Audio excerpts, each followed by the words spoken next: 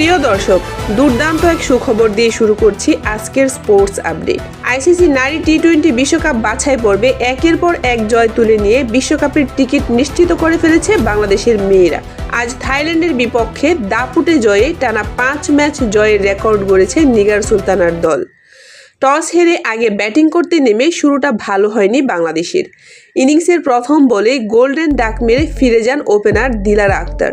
দ্রুত আউট হন শারমিন আক্তারও, কিন্তু সেখান থেকেই ঘুরে দাঁড়ায় বাংলাদেশ।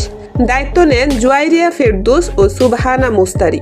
দুজনের ব্যাটে গড়ে ওঠে 82 বলে 110 রানের দুর্দান্ত জুটি, যা বাংলাদেশের বড় স্কোরের ভিত গড়ে দেয়। জুয়াইরিয়া 45 বলে করেন 56 রান, যেখানে ছিল 4টি বিশাল ছক্কা। অন্যদিকে আরও আক্রমণাত্মক ছিলেন সুবহানা মুস্তারি। মাত্র 42 বলে 59 রান করে তিনি ম্যাচ সেরা।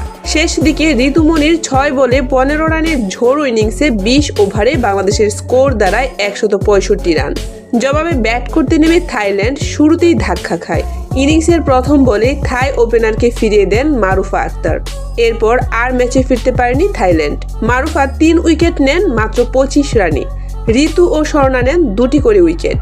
শেষ পর্যন্ত থাইল্যান্ড থামে 126 রানে, আর বাংলাদেশ জেতে 39 রানের বিশাল ব্যবধানে। এই জয়ের পর নেদারল্যান্ডসের কাছে যুক্তরাষ্ট্র হারায় বাংলাদেশের বিশ্বকাপ নিশ্চিত হয়ে যায়। সব মিলিয়ে সুপার 6-এর শীর্ষে এখন বাংলাদেশ নারী দল।